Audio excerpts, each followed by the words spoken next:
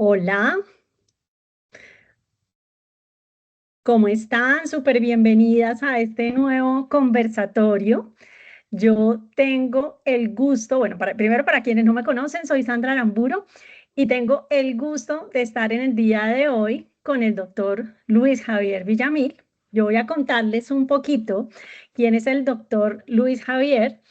Él, curiosamente, es médico alergólogo. Y esto sí es curiosamente, porque sus inicios y gran parte de su carrera fue como médico alergólogo, y él nos va a comentar ahora cuándo vino ese cambio. Eh, Estudió o se desarrolló en medicina de biorregulación, medicina funcional. Él coordinó clínicas de enfermedades crónicas en el Hospital Militar y es una persona que durante los bastantes últimos años ha estado muy interesado en la prevención de enfermedades crónicas y está convencido del beneficio de la adopción de hábitos saludables. Está dedicado al tema de control de peso y manejo de composición corporal. Luis Javier, súper bienvenido y muchas gracias por estar acá con nosotros. Muchas gracias, Sandra. Bueno, tú mencionabas algo de por qué a mí me había apasionado tanto el tema del peso, y es porque a los 40 años yo estaba en un sobrepeso muy grande. Estaba pesando más o menos 120 kilos. Yo soy alto, pero de todas maneras era un peso muy importante y empecé a tener algunos síntomas que tenían que ver pues con ese sobrepeso. Entonces empecé a intentar todo lo que todos hacemos cuando estamos en sobrepeso o obesidad, que es mirar todas las dietas que existen, todas las dietas de moda, todos los ejercicios, etcétera, etcétera, etcétera, lo que le dicen que se tome uno. Y alcancé a hacer la del atún, la de todas, la de la piña, una que no puedo decir acá, pero no conseguía resultado. Entonces ahí fue cuando más o menos porque yo tengo 63, hace más o menos 25 años empecé a estudiar el tema del metabolismo y empecé a interesarme y empecé a probar en mí mismo hasta que encontré, digamos, cuál era la manera adecuada para de manera saludable disminuir el peso y conseguir una condición física aceptable. Y la verdad es que en los últimos 20 años he estado en una condición física buena para la edad que tengo. Soy una persona muy activa, con mucha energía, y me gusta mucho ese tema por como yo lo viví. Entonces me gusta transmitírselo mucho a mis pacientes y motivarlas para que consigan sus objetivos. Bueno, Luis Javier, muchas gracias por compartir. Algo que es súper importante es cuando tú mencionas que ha sido una experiencia propia. Yo sé cuando las experiencias son propias, pues realmente eso nos da mucho más pasión por ayudar a otros en lo que estamos haciendo. Y como tú sabes, esta es un conversatorio para mujeres que estamos en perimenopausia, menopausia, posmenopausia, es decir, de la década de los 40 hacia arriba. Entonces, son muchas las dudas que tenemos y estoy segura que nos vas a poder ayudar muchísimo. Y yo quiero arrancar con una pregunta y es, a partir de la década de los 40, es mucho más fácil ganar peso, intensifica aún más en la menopausia. ¿Por qué sucede eso? Bueno, lo primero que tenemos que entender ahí es que esa facilidad para incrementar el peso o para no perderlo es multifactorial. O sea, hay muchas cosas que influyen en esas edades, no solamente en las mujeres, sino en los hombres también. Y una es que nosotros empezamos a envejecer desde el mismo momento de la concepción. O sea que para esa época, pues ya estamos más o menos en la mitad de nuestra vida y hay muchas cosas que empiezan a cambiar. Entonces, hay cambios relacionados con la edad, ese envejecimiento fisiológico. Sabemos que cada 10 años más o menos se está produciendo un porcentaje más alto de sarcopenia, o sea que vamos perdiendo músculo. En esa época seguramente somos más sedentarios porque tenemos menos actividades físicas. Cuando empezamos a ver que ganamos peso o en el caso de las personas en menopausia o perimenopausia, pues aumenta el estrés, las emociones se revuelven un poquito, hay alteraciones de sueño, hay resistencia a la insulina, hay ganancia de peso, hay factores genéticos que también están relacionados con eso. y hay enfermedades relacionadas como el síndrome metabólico o la resistencia a la insulina o la diabetes tipo 2. Entonces, digamos que todos esos factores empiezan a influir y hacen que entremos como en un círculo vicioso. Ahora, cuando entran también los factores hormonales adicionales en la menopausia, cuando bajan los estrógenos, como explicó muy bien el doctor Pérez, pues obviamente hay una serie de cambios metabólicos también. Empieza la mujer a almacenar grasa diferente, casi que como un hombre, como en forma de manzana en su abdomen. Aumenta también la grasa visceral, que es una grasa que está, no es la que uno toca aquí, sino es la que está dentro del abdomen y en las vísceras, el hígado graso, etcétera. Entonces, obviamente estamos viendo que hay muchos factores que influyen en esa ganancia de peso y en la dificultad que hay para disminuirlo. Pero entonces tenemos que atacar también todos los frentes y esa es la idea. Ok, y basados en esa explicación precisamente de todos estos factores, ¿qué cambios podemos nosotros implementar hoy mismo para generar un proceso de cambio? Y yo sé que te estoy preguntando por cambios, pero esto también puede ser, yo sé que hay un tema muy importante que tú manejas y que explicas, que es el tema de la insulina, de la glucosa y de la ganancia de peso. Basados en todo este tema, ¿qué cambios podríamos nosotros comenzar a hacer? Bueno, yo creo que el primer cambio más importante es ser conscientes de. O sea, que ustedes, las mujeres que están en periodo de perimenopausia o menopausia, sean conscientes de eso, sean conscientes de que es otra etapa de la vida, pero que todavía les falta disfrutar mucho y todavía les falta tener experiencias en la vida y que tienen toda una vida por delante, simplemente están en diferentes etapas, como es la adolescencia, como es la adultez, como es ese tipo de cosas. Entonces, ser conscientes de que hay cambios y estar motivadas para asumir esos cambios y para los retos que plantean estos cambios. Entonces, el primer punto, ¿cuál sería? Pues tener un ajuste calórico consciente. ¿Qué quiere decir eso? Perdón.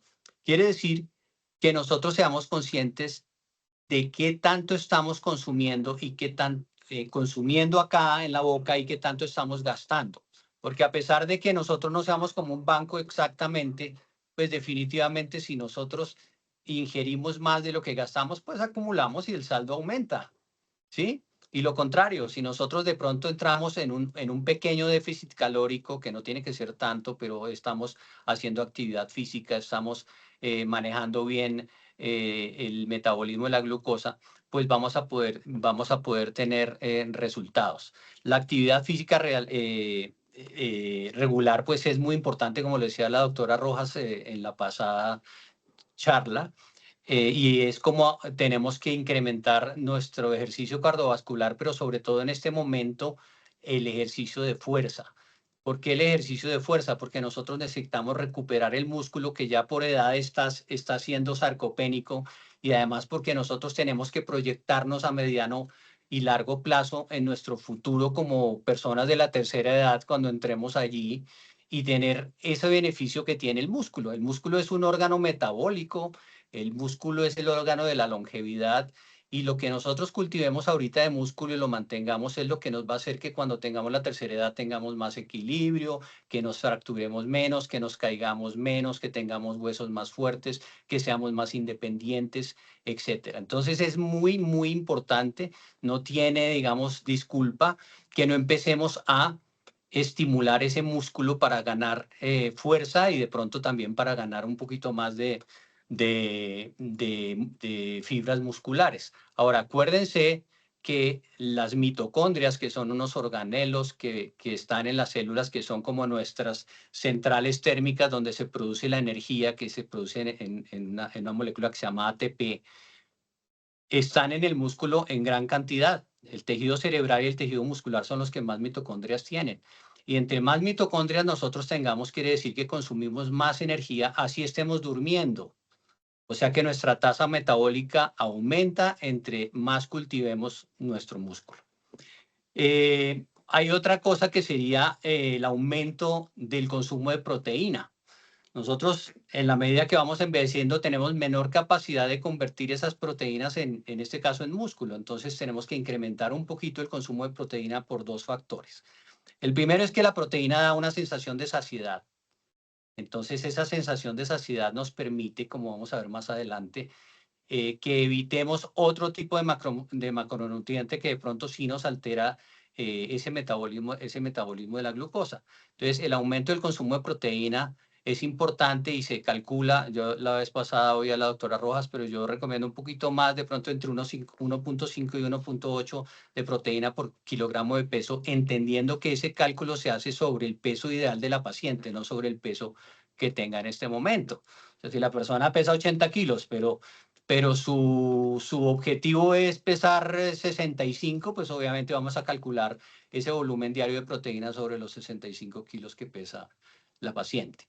Otra cosa muy importante es el manejo del sueño. El manejo del sueño es muy importante porque en el sueño suceden muchos eventos y cuando nosotros no tenemos un buen dormir aumentamos la producción de grelina, que es la hormona que produce el hambre y también disminuyeron la función de la leptina, que es una hormona que produce el adipocito, o sea, la célula grasa, y es la que le dice al cerebro, oiga, ya no coma más, no coma más. Entonces eso se ve alterado y un mal sueño también implica que uno se estrese más, que al otro día esté como más adormilado, que haga menos actividad, que se suba el cortisol, que también favorece que los niveles de glucosa suban. Entonces, eso es importante. El otro punto sería el manejo del estrés, porque el estrés aumenta también algunas hormonas como el cortisol y produce efectos también a nivel del metabolismo de la glucosa y de la ganancia de peso y del almacenamiento de grasa.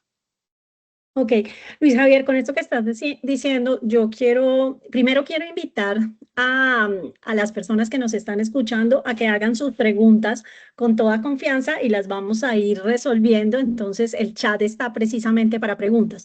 Tú mencionas dormir, dormir súper importante, el ¿Sí? consumo de proteína con una recomendación de 1.8 a 2, No, ¿sí? De 1.8 de 1.5 a 1.8 más o menos. de 1.5 a 8 por el peso ideal. Esto es un tema Sí, que es bien interesante. Recomiendas, obviamente, el tema de de cuánto estamos consumiendo versus cuánto estamos quemando, ¿sí? sí. Perdón, yo olvidé el cuarto, que es Eh, el sueño, el estrés, el estrés. el manejo Gracias. del Yo te, estrés. yo te quiero hacer dos preguntas. Eso que hablas del peso ideal, porque nosotros siempre como que calculamos con el peso. ¿Cómo llega uno a cuál es ese peso ideal? Porque pues es que yo digo, no sé, o sea, yo Bueno, eso depende peso mucho 60 de la talla, Ok, ¿sí? De la talla de la constitución de la persona. Y digamos ok, cuáles son los pesos ideales. Ahora, yo quiero hacer un énfasis aquí, y es que realmente el problema no es el peso. El problema es la composición corporal. O sea, cuando una paciente va a mi consulta, yo le digo, no se preocupe por el peso, que lo que vamos a medir es cómo está compuesto su cuerpo, cuánto tiene de grasa subcutánea, cuánto tiene de grasa visceral, cuánto tiene de músculo, ¿sí?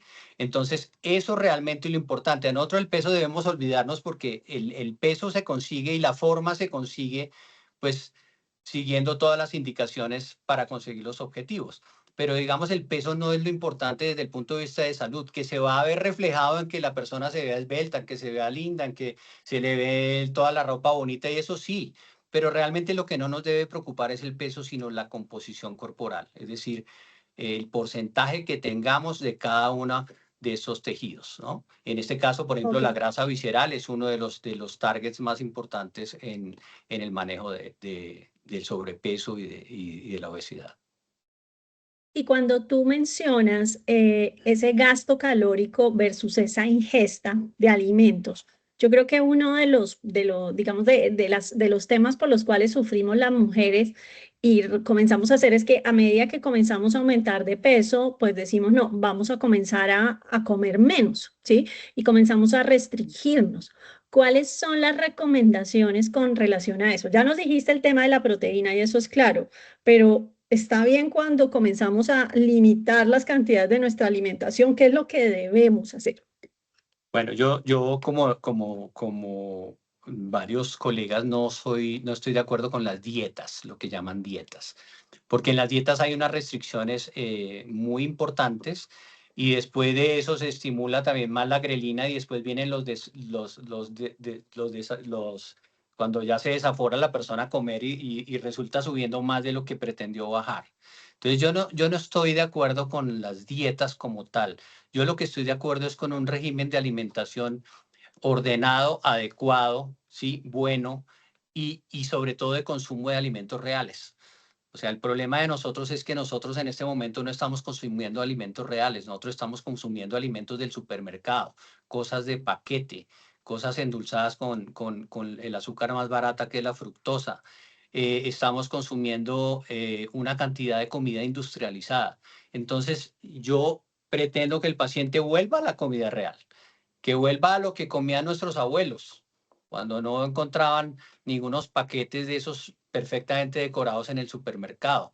Entonces, eso es importante y realmente la persona que quiere controlar o disminuir el peso puede comer en principio de todos los macronutrientes, pero debe cuidar cómo los come, debe cuidar en qué momento no hacerlo, debe cuidar obviamente las dosis y debe rescatar otros macronutrientes olvidados, como la grasa. Por ejemplo, la gente satanizó la grasa, sobre todo la grasa buena, y nosotros aumentando el consumo de grasa buena, disminuyendo el consumo de carbohidratos y aumentando el consumo de proteína, podemos obtener buenos resultados.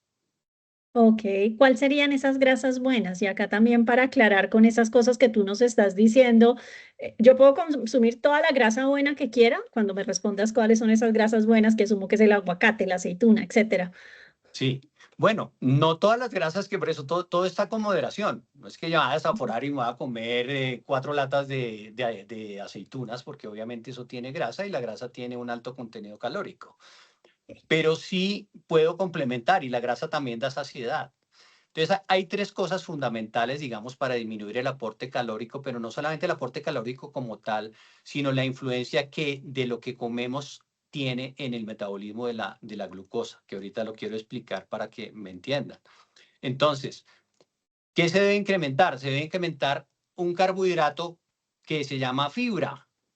La fibra es el carbohidrato más complejo que existe y nosotros no podemos digerirlos. O sea, cuando nosotros comemos vegetales, nosotros extraemos los minerales, extraemos las vitaminas, extraemos los polifenoles, extraemos una serie de sustancias nutritivas, pero nosotros no podemos convertir una lechuga en glucosa, ¿sí? Las vacas de pronto sí pueden hacerlo, pero nosotros no. Entonces, ¿qué es lo que pasa? Que el consumo alto de fibra tiene muchos efectos importantes. El primero, ¿cuál es? El primero es que nos va a dar una sensación de saciedad. El segundo, ¿cuál es? Que va a lentificar la absorción de la glucosa después de que pase al intestino delgado, sobre todo al duodeno y al yeyuno.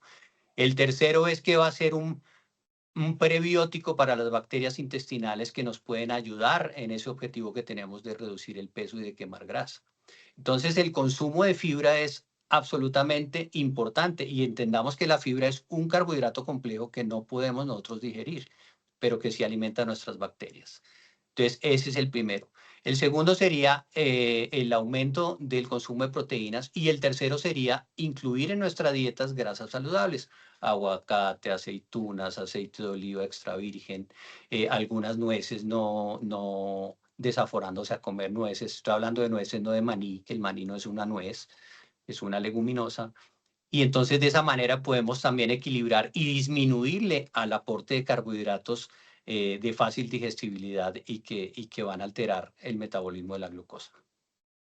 Ok, y tú nos quieres explicar precisamente cómo es ese metabolismo de la Sí. glucosa.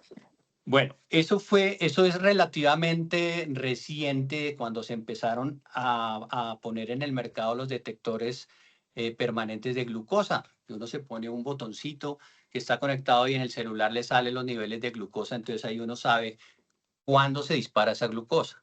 Entonces, ¿qué es lo que pasa realmente? Cuando uno consume un alimento que se convierte rápidamente en glucosa, el organismo entra en alarma y entonces le dice al páncreas, mire cómo está de alta esa glucosa en sangre. Amaneció esa persona con una glicemia basal de 80 y está en 170. Entonces, pilas, porque eso no es compatible con una buena salud. Entonces, el páncreas empieza a producir insulina pero como el aporte calórico del carbohidrato o de la glucosa que hay en sangre en ese momento es tan alto, produce más insulina a veces de la que necesita, porque está desaforado para tratar. La insulina básicamente tiene varias, digamos, funciones, pero una de las funciones de la insulina es distribuir esa glucosa, llegar a la célula y golpearle a los receptores y decirle, aquí le tengo las moléculas de glucosa que son su energía. Entonces la célula coge esas moléculas de glucosa y las almacena y las gasta en su quehacer, ¿de acuerdo? Entonces, ¿qué es lo que pasa? Que cuando la glucosa sube o forma picos muy altos, entonces se produce más insulina y entonces esa insulina baja la glucosa y a veces después de 2 horas esa glucosa baja más de la cuenta y hace lo que llamamos nosotros una hipoglicemia reactiva, que es que se produjo tanta insulina en el páncreas que se bajó por encima de 80 y baja por ahí a 70 y entonces ese paciente ¿qué siente? Hambre, porque el nivel de glucosa le está diciendo que está como en inanición. Entonces, ¿qué hace? Pues va a las 9 de la mañana y se come una chocolatina o una empanada, porque es lo que le está pidiendo el organismo. Luego, yo pienso que el éxito realmente de conseguir bajar de peso está en aprender a manejar la glucosa y la insulina. Hay otra cosa y es que la glucosa, la insulina es una hormona que no solamente almacena o distribuye las moléculas de glucosa en las células, sino que cuando ya no las aceptan o cuando hay resistencia por parte de los porteros de las células, que son los receptores, eso configuraría una resistencia a la insulina, pues se van a una célula que sí las acepta todas, que es el adipocito. Y le dicen al adipocito, aquí le dejo esta glucosa en forma de triglicérido para que me la guarde. Y el adipocito le dice, sí, claro, yo se la guardo aquí en el gordito de aquí o en la grasa visceral, etcétera. Entonces, el problema es que la insulina distribuye, digamos, esa glucosa en esas células, pero adicionalmente, mientras la insulina esté alta, el mensaje que van a recibir es que no podemos quemar grasa. O sea que, entiendan, la insulina alta es lipogénica, o sea que genera grasa, pero es antilipolítica, evita que se queme grasa, ¿sí? O sea que tiene dos efectos que para nosotros son negativos. No estoy diciendo que la insulina sea negativa, no podríamos vivir sin ella. Lo que estoy diciendo es que nuestro estímulo de la insulina es la que no permite que nosotros quememos grasa como fuente de energía y la almacenemos. Entonces estamos como hipernutriéndonos, entre comillas, no con las cosas más adecuadas, y esa hipernutrición hace que nosotros empecemos a almacenar grasa. Y obviamente eso es un círculo vicioso, porque cuando almacenas grasa, entonces empieza el hígado a producir más grasa, empiezan a subir los lípidos, los triglicéridos se disparan, el colesterol de baja densidad también, y empieza el problema cardiovascular, empieza el problema de la arteriosclerosis, empieza la resistencia a la insulina y lo último que es la diabetes tipo 2, el daño renal y todos los daños que hace ya una enfermedad como la diabetes. Entonces, ese páncreas que ha sido estimulado al desayuno, a las medias nueves, al almuerzo, a las 11, a la comida y por la noche, es un páncreas que ha tenido que liberar grandes cantidades de insulina para tratar de mantener a ese paciente con una insulina basal más o menos compatible. Cuando ese páncreas lleva años haciendo eso, llega el momento en que hace huelga y dice, no, ya esta resistencia a la insulina me hace producir más insulina de la cuenta, ya me cansé, ya no produzco más insulina. Y ahí es cuando viene la diabetes tipo 2. Entonces, ¿qué es lo que nosotros debemos, cuál es el objetivo que nosotros debemos pretender? Mantener digamos, ese toreo al páncreas muy por debajo. O sea, ¿cómo lo logramos? Pues no estimulando los picos de insulina. Al no estimular los picos de insulina, no vamos a estar hiperinsulinémicos todo el día, sino que vamos a estar con una insulina mucho más baja, que es la que permite que nosotros empecemos a quemar grasa. No hay manera de quemar grasa cuando nosotros estimulamos la insulina tan alto, porque no deja. Entonces, ese sería el objetivo realmente. Ok, Entonces, y sin, perdón, dime, no, dime. sí. No, te iba a decir, o sea, digamos, uno de los temas que nos pasa a partir de los 40 es que también comienza a existir una acumulación de grasa más en el abdomen, ¿sí? Que es uno de los temas que nos da dolor de cabeza a todas las mujeres. Con todo esto que nos estás diciendo, obviamente, del cambio del tipo de alimentación que tenemos, etcétera, ¿qué consejos prácticos ¿sí? Porque yo sé, tú nos dices no, no paquetes, no la comida procesada. ¿Qué consejos prácticos nos podrías dar con respecto a eso? O sea, me imagino que es un tema general y se puede llegar a reducir ese abdomen que comienza a surgir después en perimenopausia, menopausia, etcétera. Bueno, eso es una consecuencia obviamente hormonal, pero sí se puede reducir. Lo que pasa es que uno no puede reducir grasa localizada. Uno reduce en general, o sea, si tú puedes hacer 10.000 abdominales y no te van a bajar la grasa que tienes, porque es que las abdominales dicen, "Ay, yo me no voy a nutrir de esta grasa". Tú lo que tienes es que estimular el metabolismo para que tú entres en la otra fuente de grasa. Es como cuando tú tienes un carro que es a gas y a gasolina. Tú mueves un botón y obtienes la energía de la gasolina, y mueves otro y obtienes la energía del gas. Entonces aquí es lo mismo, nosotros podemos obtener energía de cualquier macronutriente, pero de los dos primeros que obtenemos es de la glucosa que está disponible, que es la más fácil, digamos, y la que tenemos acostumbrado, pero debemos entrenar a nuestro organismo para que también se haga cargo de obtener la energía a partir de la grasa.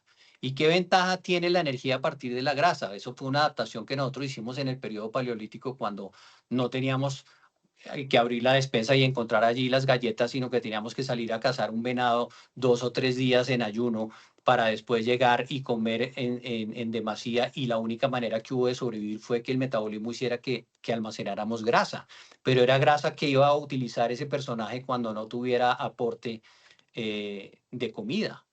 Pero resulta que nosotros no, nosotros estamos dando aporte de comida permanente, pero no estamos gastando esa grasa que esa evolución nos hizo que para defendernos que guardáramos. Entonces, digamos que el consejo no es tanto para bajar la barriga, sino el consejo es más bien para mejorar tu metabolismo, para que tú empieces a entrenar a tu metabolismo en que consuma tu propia grasa como energía. ¿Y qué ventajas tiene eso? Obviamente una molécula de grasa produce más ATPs que una molécula de glucosa.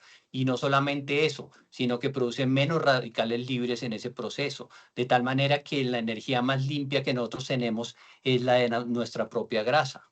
Entonces, estimular esa quema de grasa va a hacer que tú tengas un abdomen bien, pero también tengas una papada bien, pero que también tengas un brazo bien. O sea que no es solamente la grasa localizada, sino empezar a ver cómo tu cuerpo se va torneando, cómo tu cuerpo va ganando, va consiguiendo esos objetivos que nosotros perseguimos, manejando bien el metabolismo y disminuyendo esos picos de glucosa. Luis Javier, acá nos van haciendo una pregunta y es qué tipo de ejercicios o si el ayuno intermine o ayuno intermitente hacer para que esa fuente de energías, o sea, digamos como dice, para que la fuente de energía sea la grasa acumulada. Sí, exactamente, para que la fuente de energía sea esa grasa acumulada y comenzar a poderla quemar. ¿Cuál sería tu recomendación al respecto? Buena pregunta. Bueno, lo primero es que nosotros tenemos, digamos, con el manejo de la glucosa tenemos varias cosas. Una es que nosotros comemos, y si comemos algo que se convierta en glucosa, entonces inmediatamente va a la sangre, ¿de acuerdo? De ahí, ¿qué hace el organismo? Tiene 3 vías o 4 vías. La primera es que la reparte en las células. La segunda es que la almacena como glucógeno en el hígado o como glucógeno en el músculo, que es como la caja menor de energía. ¿Sí? Y la tercera que la empieza a acumular, y la cuarta que la empieza a acumular como grasa, ¿de acuerdo? Entonces, ¿qué sería lo importante allí? Sería como darle el chance de que nosotros no tengamos o hayamos gastado esa caja menor de energía. Entonces ahí es donde se recomienda ventanas más altas de ayuno. Yo no estoy recomendando, porque eso no se puede recomendar masivamente y el ayuno no es para todo el mundo, pero sí puedo indicarles que por lo menos coman más temprano y desayunen más tarde. Entonces ahí hay una ventana de más o menos 12 o 13 horas de tiempo en que no fue estimulado el páncreas, en donde nosotros para producir nuestro calor y todo hemos gastado de pronto esas reservas. Y si nosotros hacemos de pronto un poquito de ejercicio en ayuno, pues entonces ahí es cuando se va a disparar el otro switch y vamos a empezar a quemar grasa. Ahora, si durante el día nosotros tenemos actividad y no tenemos picos altos de insulina, vamos a estar quemando grasa. Si nosotros durante la noche hemos ganado, digamos, hemos ganado mayor masa muscular durante la noche, vamos a quemar grasa, vamos a utilizarla como energía para generar el calor. Entonces, en la medida que uno va entrenando al organismo en que utilice su grasa, pues uno empieza a ver que los pacientes empiezan a derretir porque, hablo de grasa, porque están aprendiendo su metabolismo a usar la grasa como sustrato energético. Y eso es lo que nosotros perseguimos. Ok, perfecto. Una recomendación, y lo que tú dices, esto no es generalizado, pero sí deberíamos tener al menos una ventana. Tú mencionaste ahora de 12 horas. Es útil para todos los organismos poder tener una ventana al menos de 12 horas de no alimentación, es decir, de ayuno entre la comida y el desayuno o de algunas horas adicionales, porque si uno comienza a escucharlo, y yo creo que a todos nos pasa con el tema de la digestión también, que comenzamos a comer antes y generar más conciencia de comer un poco antes. Entonces, ¿cuál sería ahí tu recomendación? Bueno, el ayuno lleva muchos años de estudio y, digamos, en estos síndromes metabólicos ha dado muy buen resultado. Digamos, yo he tenido pacientes que les he recomendado una buena alimentación y en 3 o 4 meses van donde el ecografista dice qué pasó con su hígado graso o qué pasó con esos triglicéridos que estaban en 300 y están en 80. Entonces, definitivamente sí funciona. Ahora, el ayuno tiene muchísimas ventajas, pero no es tan fácil porque así como nosotros tenemos que entrenar nuestro músculo, también tendríamos que entrenar esa parte. Yo, por ejemplo, empecé a hacer ayuno hace más o menos 25 años y al principio eso era una blasfemia. Mis compañeros, mis amigos, mi familia, y todo el mundo me decía, usted está loco. Y yo todos los días hago más o menos 16, 18 horas de ayuno. Eso no quiere decir, y ayunar no quiere decir que uno coma menos, lo que quiere decir es que deja esa ventana para que el organismo descanse, para que el páncreas descanse, para que podamos hacer ese switch de quemar la grasa. Ahora, eso no lo puede hacer una persona a motu propio, debe ser dirigido y debe ser progresivo. Yo, por ejemplo, empecé ayunando, no desayunando los miércoles, por decir algo. Entonces, desayunaba, pero más tarde, o sea, el almuerzo, ¿sí? Que es desayuno. Y en la medida que yo me fui acostumbrando, me fui adaptando y ya fui pidiendo otros días diferentes. En las mujeres en edad no menopáusica, a veces esos ayunos prolongados, hablamos de 16 horas, no siempre los toleran bien. A veces tienen problemas con la menstruación, tienen problemas con el ciclo ovárico, etcétera. Por eso digo que no es una recomendación que uno pueda hacer generalizada y menos para mujeres, pero sí por lo menos algo que desayune, almuerce y coma, pero que entonces coma a las 6 de la tarde y desayune a las 9 de la mañana, por ejemplo. ¿Sí? Entonces ahí tenemos una ventana grande que nos da muchos beneficios, no solamente metabólicos, sino inmunológicos, desinflamatorios, etcétera. O sea, hay muchas cosas que se han comprobado con el ayuno y yo lo he visto en mí realmente. O sea, yo cuando yo empiezo a utilizar mi grasa como combustible, siento una energía increíble y no me da hambre. No me da hambre porque yo ya me estoy manteniendo con la grasa, ¿sí? Entonces, eso es todo un proceso, pero definitivamente en algunas personas sí es muy beneficioso el ayuno, o por lo menos si no, si van a comer 3 veces al día, que, como te digo, coman temprano y desayunen un poco más tarde. Y comer entre comidas, ese picar algo, así Ese sea picar, sano. ese picar entre comidas es producido por esa hipoglicemia reactiva que habíamos hablado hace ratico. Porque Ok. si tú desayunas con un pancake y con dulce de mora y además melocotones y café con leche que tiene azúcar y además azúcar en la leche y fruta o jugo de Naranja. naranja, pues obviamente a las 9 de la mañana vas a tener una crisis de hipoglicemia, vas a tener hambre. Hagan el experimento. Desayúnense un día con un bife de chorizo, por ejemplo, ¿sí? Y no más, a ver si les da hambre a las 9, no les da hambre. Pero desayúnense con un pancake bien lleno de dulce y de crema y de todo eso y verá que a las 9 de la mañana están partidas del hambre porque va a haber una hipoglicemia reactiva, ese gran pico que hubo de glucosa en la mañana. Entonces, cuando uno se desayuna, se almuerza y come bien, ya empieza a no sentir necesidad de comer entre comidas. Y ahí había una creencia que decían que uno debía comer 5 veces al día, que porque estimuló, no, eso no es verdad, eso es al contrario.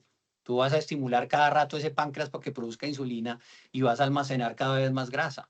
Entonces, lo ideal sí sería comer 3 veces al día. Si la persona está haciendo un ayuno ya más drástico, que es recomendado por su médico y todo eso, podría hacerlo no únicamente en 2 comidas. pero comiendo los nutrientes. O sea, hacer ayuno, o sea, la ventaja del ayuno no es comer menos nutrientes buenos, la ventaja del ayuno es esa ventana que dejamos de descanso de todo el sistema. Ese es realmente, pero nosotros podemos comer exactamente el mismo aporte calórico, en las mismas proteínas y todo, pero en 2 tandas o en 3 tandas, pero dejando más tiempo. ¿Mm? Ok, Luis Javier, tú nos hablabas de la fibra hace un momento y uno en muchas cosas dice que el orden de los factores no altera el producto. ¿Qué pasa en la alimentación? ¿Cómo debemos comer? ¿Hay un orden que sirva para este proceso, o sea, que nos ayude un poco más? Sí, atendiendo a lo que hablamos ahorita de la glucosa, de cuando uno ingiere algo alto al que se convierte fácilmente en glucosa. Entonces, cuando el alimento sale del estómago y llega al duodeno, que es la primera porción del intestino delgado, y al yeyuno, sobre todo en el duodeno es donde más se absorbe la glucosa. Y esa glucosa va directamente a sangre. Por eso cuando tú te comes algo y te toman la glicemia a la hora, tú la tienes ya alta, ¿sí? O a los 50 o a la media hora tú ya empiezas a ver cómo sube, sube, sube, sube. Y esa absorción masiva de glucosa genera ese gran pico de glucosa, que es el que genera la liberación masiva de insulina. Entonces, ¿cuál sería el objetivo? El objetivo sería retardar, o sea, que al duodeno y al yeyuno llegaran más lentamente esos carbohidratos o eso que se convierte en glucosa para que se absorban de una manera más paulatina y no generen un pico así, sino que generen un pico más plano. Y entonces el estímulo a la insulina es más bajito. Entonces, digamos que el orden tiene que ver es con eso, simplemente con tratar de retrasar esa absorción masiva de glucosa para hacerla más paulatina. Ese es el objetivo. ¿Y qué es lo que más sirve? Pues en el orden, obviamente consumir primero la fibra, porque la fibra tiene el efecto de retardar el vaciamiento gástrico. Entonces la fibra nos va a hacer ese aporte. Por eso yo les digo a mis pacientes, siempre de aquí hasta que se muera, coma primero la ensalada y los vegetales. Siempre, acostúmbrese, uno se acostumbra. Yo odiaba las ensaladas y ahora las amo. Y me hago unas ensaladas gigantescas porque entiendo el beneficio que tiene la fibra, y entiendo el beneficio que tiene utilizar por lo menos en la semana unos 30 colores diferentes de vegetales, porque tienen polifenoles, porque tienen diferentes nutrientes, pero siempre la fibra nos va a tener esos 3 beneficios que dije al principio de lo que hablamos. Entonces, Y, siempre primero va la fibra, después va la proteína y la grasa buena, y de último, el carbohidrato, ¿sí? Entonces, ese orden sí ya se ha visto con los monitores de glicemia, cómo es muy diferente comerse un arroz y después una ensalada a una ensalada y después un arroz, por ejemplo. Es muy distinto. Entonces, ese controlar esa hiperinsulinemia es la que va a hacer que nosotros estemos aptos para quemar grasa. Entonces, el orden sí es muy importante. ¿Y cuál es el orden? Primero la fibra, segundo las proteínas y las grasas y de último el carbohidrato. Y ojalá en y una una, cantidad no muy alta. y una pregunta, en el desayuno, por ejemplo, ¿cuál sería esa fibra? O sea, ¿en la fruta la fruta sería fibra o qué sería? Porque normalmente comemos en el desayuno ensalada, o al menos yo no. ¿Con qué empezar el desayuno? Bueno, el desayuno puede ser un desayuno hiperproteico, por ejemplo. Entonces tú te comes 2 o 3 huevos, por ejemplo, ¿sí? Y te comes un Ujú. pedacito de queso, aunque yo no soy muy amigo de los lácteos, pero pues es un alimento. Y te tomas un café negro sin azúcar y una arepita chiquita, por ejemplo, al final. En el desayuno puede uno comer fibra también, uno puede comer ensalada. Es que la gente tipificó el desayuno como chocolate o café, huevos y no, pero yo me acuerdo cuando yo empecé a explorar todo eso, que a veces yo me comía unos langostinos a la plancha al desayuno y todo el mundo decía, pues usted qué es lo que piensa, ah, no, es delicioso, con aguacate, por ejemplo. Entonces, por ejemplo, en el desayuno puede uno comer una grasa buena que podría ser el aguacate y los huevos, que obviamente los huevos tienen grasa saturada, pero son buenos, tienen muy buen nivel de proteína y podría consumir un café negro sin azúcar y una arepita chiquita al final, por ejemplo, ¿sí? Obviamente Ok. ejemplos de desayunos hay muchos, pero se trata de eso. Entonces, ¿qué pasa? Que no estás estimulando ese pico, estás consumiendo harta proteína y a las 9 de la mañana no te vas a morir de hambre, ¿sí? Ok. Y acá nos hacen una pregunta y es, las proteínas que son batidos, ¿En qué momento es ideal o es mejor evitarlas? No, las proteínas de los batidos se pueden usar. Lo que tiene uno que tener cuidado es cómo están endulzadas. Porque si tienen mucho azúcar, digamos que acordemos que la insulina es una hormona anabólica, o sea que no solamente genera grasa, sino que también puede generar músculo. Entonces, en esos fisicoculturistas gigantescos, ellos les dan una cantidad de arroz y una cantidad de cosas para estimular la insulina, pero como están haciendo tanta fuerza y están comiendo tanta proteína, pues obviamente ese músculo se va a hipertrofiar, que no es lo que nosotros tenemos como objetivo. Ahora, nosotros podemos usar los batidos, por ejemplo, para completar el aporte que queremos dar de proteína, porque a veces, como lo dijo la doctora Rojas la vez pasada, a veces no es tan fácil llegar a esa meta que uno tiene de proteínas durante el día. Entonces, por ejemplo, yo a veces hago un batido, utilizo una proteína que no tiene edulcorante, porque los edulcorantes a veces dañan la flora intestinal, pero tampoco tiene azúcar. Y entonces le aplico, yo cojo un yogur griego, lo pongo en la licuadora, le pongo unos arándanos, le pongo un poquito de limón para que esos arándanos no se oxiden y queden con ese rojito bonito. Le pongo hielo y lo frapeo. Y si quiere uno algún edulcorante, le puedo poner un poquito de stevia, un poquito de alulosa y queda una malteada espectacular que tiene casi 38 gramos de proteína, porque el yogur griego de 175 mililitros tiene más o menos 150 gramos, perdón, 14 gramos de proteína. Y un scoop, perdón, o los dos scoops de proteína tienen más o menos unos 25 gramos de proteína. Entonces uno está consumiendo una malteada deliciosa, absolutamente hiperproteica y bien, o sea que sí se puede usar, pero teniendo en cuenta eso, con que está endulzada y, y si no tiene mucho azúcar, y si no tiene azúcar, ¿ok? Indiferente si es desayuno o cena. Indiferente, Ok. indiferente. Yo, por ejemplo, a Yo veces les ceno con eso. habilité, ok. Yo les habilité a todas micrófono o a todos, si hay algún hombre. Así que, Mariana, creo que tú tienes una pregunta. Puedes deshabilitar tu micrófono y si quieres prender tu cámara y hacer tu pregunta. Sí, muchísimas gracias. Buenas noches. Es Buenas que traté de noches. escribir en el chat, pero no sé por qué no me deja. Quería saber entonces, yo soy de las que me comía siempre la fruta a media mañana y a media tarde. Entonces, si no se debe comer entre comidas, entonces, ¿a qué hora me debo comer la fruta? Sí. Bueno, esa es una buena pregunta. Generalmente cuando nosotros queremos perder Gracias. peso, las frutas tienen diferente índice glicémico. ¿Qué es el índice glicémico? La capacidad que tiene un alimento de subir esa glucosa que le decíamos, ¿no?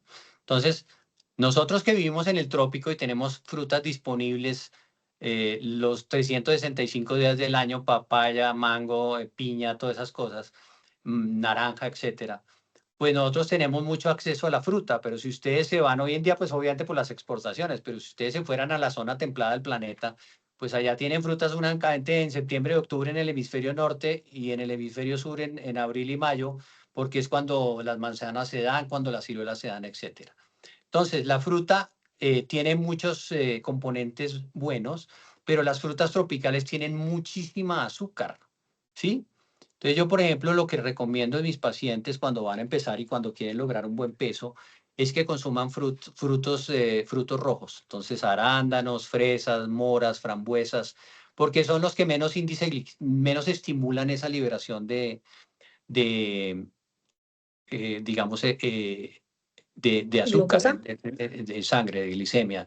Entonces, eso no quiere decir que no podamos comer las otras frutas, las podemos comer cuando queramos, pero a veces yo las recomiendo de postre, aunque a veces algunas personas no las toleran bien y produce gases o algo así porque se fermenta, pero no es bueno consumir tampoco. Ahora, si va a comer la fruta, cómase la fruta, ¿sí? No se vaya por como una paciente que me dijo, no, yo estoy juiciosa, por la noche me como una ensalada de frutas con crema de leche y entonces yo como, uy, pero imagínese la cantidad de azúcar que tiene una ensalada de frutas. Entonces, cómase la naranja entera, ¿sí? Cómase Y trate de limitar, si quiere bajar, si quiere conseguir, digamos, bajar un poco más de peso, trate de limitar al máximo, aunque puede comerlas, como digo, no hay restricciones, las frutas tropicales. Pero ¿a ¿Sí? qué Y hora, entonces, doctor? Qué así. pena insistir Por la eso, hora, exacto. por eso te dije, el punto podría ser como de postre. ¿Mm? De postre el Postre del desayuno y el almuerzo. almuerzo, ya en la Como el noche yo postre del creo que almuerzo, mejor por no. Dale. ejemplo. ¿Sí? Sí. Perdón, repite que Desayuno. yo interrumpí la respuesta y no sé si se escuchó. Que podría ser como de postre.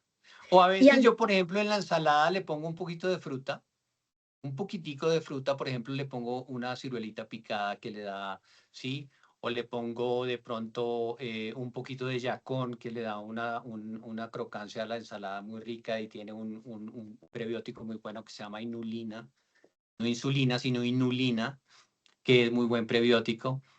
Entonces sí puede uno tener esa libertad, pero si al principio la persona quiere conseguir su peso, pues lo más importante es eso, consumir frutas de bajo índice glicémico. Pero no en ayunas la fruta, ¿cierto? Mejor de postre, pero nunca en ayunas. Nunca en ayunas. Yo de hecho Ok, no recomiendo, yo no, de hecho no recomiendo ningún carbohidrato solo. ok. Me explico. A veces, digamos, metabólicamente hablando, es mejor comerse un pan, que yo no lo recomiendo para nada, pero un pan con mantequilla de, no de cacahuate, sino de almendra, que comerse el pan solo, porque me estimula menos el pico de glucosa el pan mezclado con una grasa como la de la mantequilla de almendra, por ejemplo. Entonces, todo depende de las combinaciones que hagamos. Mm. la fruta, Gracias. ¿hasta qué horas del ¿Cómo? día? ¿Hasta qué hora del día? Porque ese es otro tema que Pues no escuchamos en la solamente la noche, ¿no? fruta, sí, sino en general el carbohidrato. O sea, lo ideal es que uno utilice el carbohidrato cuando lo va a poder consumir. Pero si tú por la noche comes un alto contenido de carbohidratos y te vas a acostar, ¿a dónde van esos carbohidratos? Al gordito. ¿Y en cuánto tiempo? Ujú. A ver si alguien me responde. En 2 horas.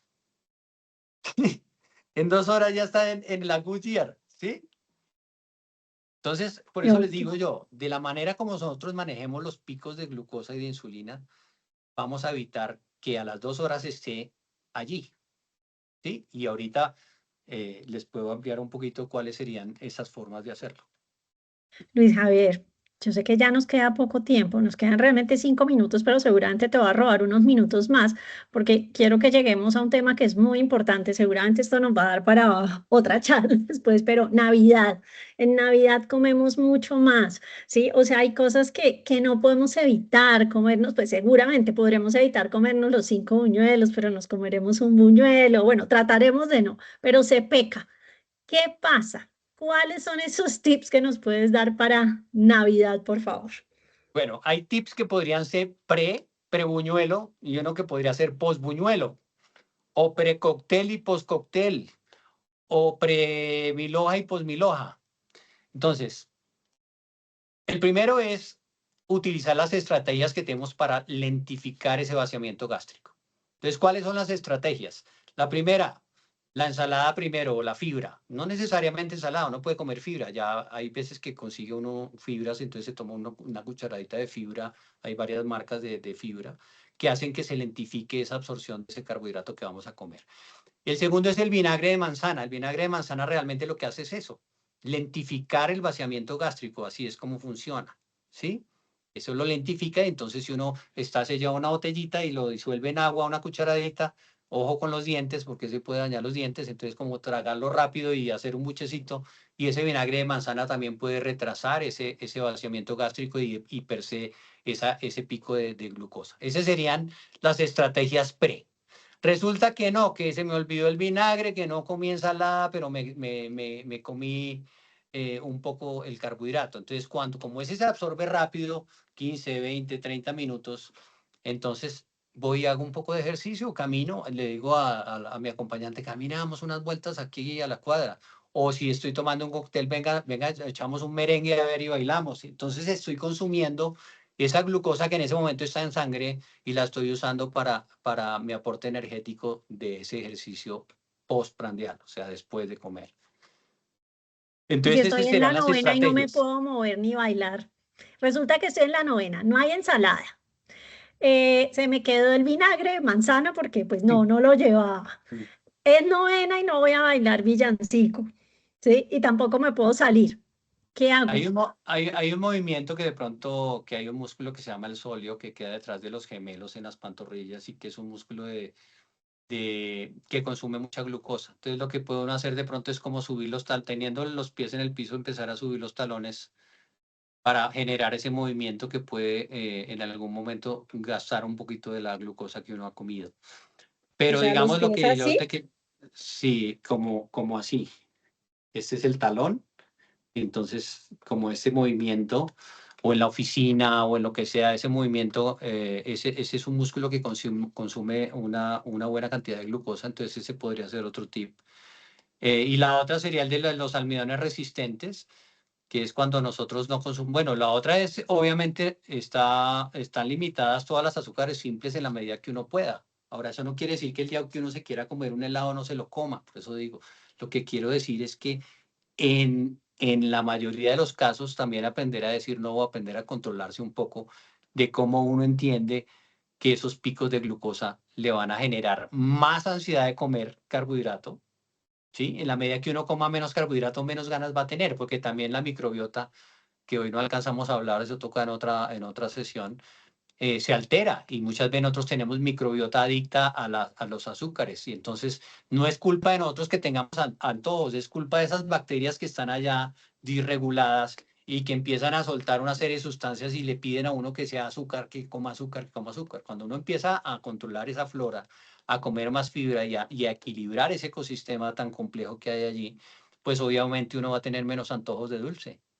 Eso es así.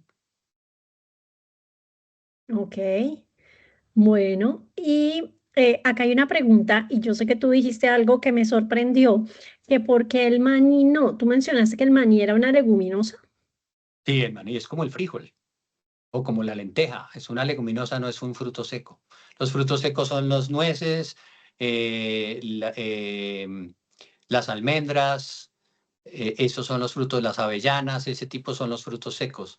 Pero el maní no es un fruto seco. Si tú miras la planta del maní, que viene dentro de el cacahuate Ujú. viene dentro de una vainita, es una leguminosa como el frijol. Lo que pasa es que como es más barato, lo rinden con las otras para que sea más, digamos, pero el maní no no Pero es no, un fruto seco. no terminaría siendo proteína entonces. Sí, claro, tiene proteína y tiene grasa. Tiene grasa, pero no es el más recomendable porque a Ok, veces tiene sustancias que afectan. Ahora, eso no quiere decir que uno no pueda comer maní. Puede comer, pero preferiblemente coma almendras, por ejemplo, que tienen alto contenido de magnesio. Coma otra nuez distinta y no una leguminosa. ¿Sí? acá nos El último preguntan que tip si es marañón. el marañón. Sí. Yo te dejé escuchar, Luis Javier. Beneficio Y se otras, fue otros la frutos voz. secos, Sí, ya. pero se Puedes lo puede uno repetir comer que también de vez en cuando. se te fue la voz un segundo, si puedes repetir lo Uy, del marañón. no se oye. Ya te escucho. Anda. No te escuchamos. ¿Tú me escuchas? ¿Se te apagó el micrófono? No, no. Hola, ahí no oigo. ¿Alguien más puede hablar? Perdón, para saber Espérate. si, Sí, Yo aprovecho sí, sí se le y hago escucha. otra pregunta. Sí se te escucha. si se me escucha a mí. Ok. A ti Sí, a ti sí, al sí. doctor Y a no. Luis Y sí, también. Sandra. Espérame. Le digo a Luis Javier que no lo escuchamos. Eh,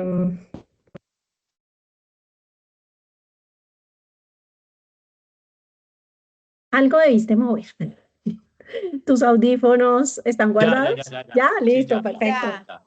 Ya, solucionado. Bueno, Listo. ¿Alguien tiene alguna pregunta adicional? Yo sé que pueden tener muchas preguntas y seguramente esto nos va a dar para otra charla, pero ¿alguna pregunta de lo que hablamos o alguna pregunta para esta época navideña? Dale, Marina. Yo quería saber si qué piensa el doctor de los jugos verdes y si sí los debemos tomar y a qué horas. bueno. Eso fue como una moda, ¿no? Ustedes saben que todo eso son modas. No es que yo los satanice ni mucho menos, obviamente tienen algunas cosas, pero a veces cuando uno licúa esa fibra, pues pierde algunos beneficios. Yo me los comería en ensalada, más bien, ¿no?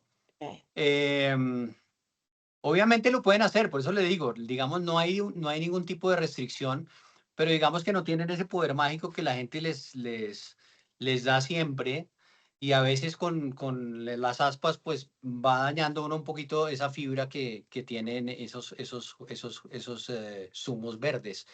Obviamente yo no soy muy de acuerdo con los jugos, o eso no los recomiendo porque los jugos tienen un alto contenido de fructosa cuando se pone alguna fruta y yo prefiero que haya, además que la masticación también produce saciedad. Cuando tú masticas y masticas y masticas, llega el momento en que uno dice ya, suficiente. Entonces también da una sensación de saciedad eh, masticar. Ok, gracias. Luis Javier, yo me quedé con una duda. Cuando tú dijiste que uno puede llevar a las comidas para Navidad o algo así, comerse una fibra sin esperar, ¿qué tipo de fibra? O sea, ¿qué me puedo llevar? ¿Qué puedo comprar? Yo no la tengo clara. Bueno, hay unas fibras comerciales que uno puede comer o un poquito de psyllium en un poquito de agua, por ejemplo. El psyllium es como una cascarita que cuando se pone en el agua crea como un Ah, ok. mucílago, como un gel. Ese podría ser, o podría ser a veces semillas de lino, que también pasa lo mismo. Bueno, algún tipo de fibra. Y hay productos en el mercado que tienen, digamos, alguna fibra que uno pudiera utilizar para disminuir esos picos. Ok, bueno, te la recomendamos por si no la puedes compartir en la comunidad para saber qué tipo de fibra, porque eso sería muy útil y esto se tomaría 15 minutos antes de comer, ¿cierto? Sí, más o Para que menos. funcione. No, no, sí, Listo. sí, antes del buñuelo y la natilla. Pero es que le dan a uno buñuelo, le dan natilla, le dan dulce de mora encima de la natilla. Entonces uno dice, uy. O sea que también de pronto dosificar. Dos cosas, dosificar y aprender a decir no y utilizar los tips que les dije. ¿Mm? Importantísimo. Una última pregunta que nos hacen acá y es recomendaciones si uno es lacto ovo vegetariano. ¿Qué proteínas recomiendas? Bueno, en las personas lacto-vegetarianas generalmente la proteína va a partir de las leguminosas, que digamos que dentro del espectro de vegetales son las que más proteínas tienen. No se olviden que para bajar de peso, digamos, o para conseguir una nutrición adecuada, son importantes las grasas buenas también. Entonces usémosla, un aguacate en el desayuno, por ejemplo.